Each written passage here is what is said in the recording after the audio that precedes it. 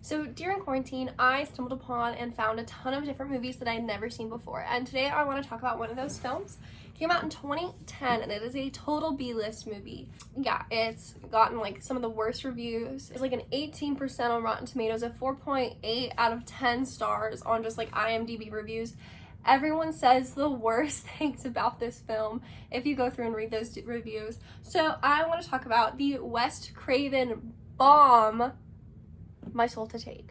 So it is a slasher thriller, and I did say Wes Craven was the mastermind behind this film. So the guy who's created Scream and A Nightmare on Elm Street, some of the most lovable horror films ever, did this one. Quick premise, it is about it starts off with a psycho killer who has dissociative identity disorder. If you are a fan of the horror genre, then you would know that dissociative identity, also known as multiple personality disorder, is a huge staple piece within like these films. And it's been like this for decades. Even though there are no famous cases of like a real life serial killer with dissociative identity disorder, even though there's like a small handful that like of serial killers that have had it, but they're not like, you know, the big famous ones, like they're the one-off killers or that sort of thing. This disorder is still associated with people who are like killers or like deemed insane purely because of how it's portrayed cinematically, even though it is a very different disorder than what is portrayed. Obviously, we have Tyler Durden from Fight Club or Leonardo DiCaprio in Shutter Island, as well as the movie that came out just a couple years ago, Split. These are on-screen portrayals of dissociative identity disorder, also like Norman Bates as well.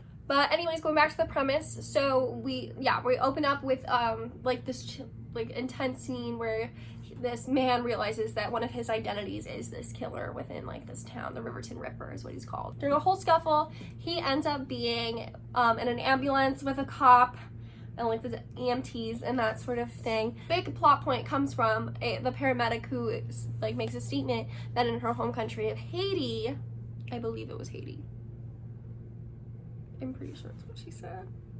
Don't hate me if that's not true. That people with these disorders actually have multiple souls living within that body. So it's not just like different identities or multiple personalities. It is like a whole separate soul living within this. So according to like everything that's gone on with this guy, his psychiatrist, he's 7 different personalities, or in her idea, 7 different souls that are like within this one body. Basically, he dies at the same time that 7 children are born. Stalker. Flash forward 16 years later, and these kids have now become the Riverton 7, celebrating their 16th birthday. Annually, one of the kids makes like a giant puppet, and one of the Riverton 7 has to kill it.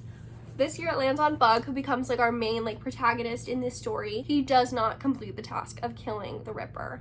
So then, and in some weird twist, the killer genuinely does come back and starts killing off the Riverton 7 one by one. That's like the best premise I can give without giving like everything away. So let me get into some of my opinions. I love Wes Craven. He is one of my favorite people just ever, like in the film universe. So he wrote and directed this film. So of course it gives you like some hope, I guess, if you're like looking for a good story. And it is a good story. It really is. It's very interesting. It's a weird original plot that I think a lot of people haven't, you know, that's like different from a lot of other films, especially other films that he's done. Of course, it does take the slasher route, as famous for like as Wes Craven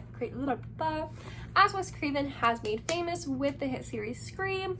But he's a horror slasher genius, so of course I go into this film fingers crossed it's gonna be good because it is Wes Craven, and it definitely has his like little points throughout the film that are definitely original to him. The main character, Bug, is played by a young Max Theorot, who is a really great actor, but he has some very creepy vibes.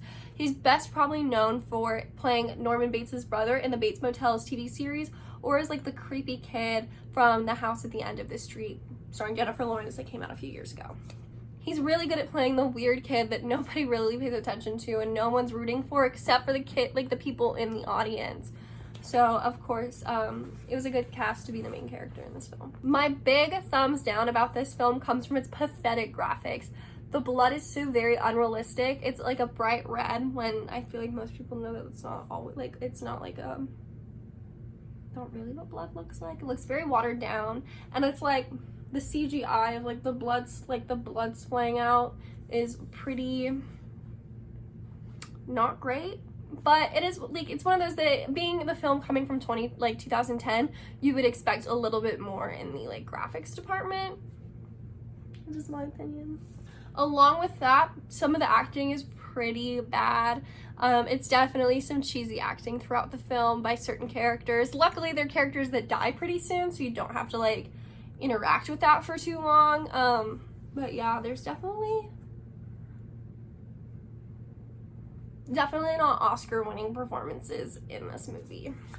It's fast moving. I don't know if that's a good or a bad thing. Personally, I still can't tell if I liked that about the film or if I didn't like it.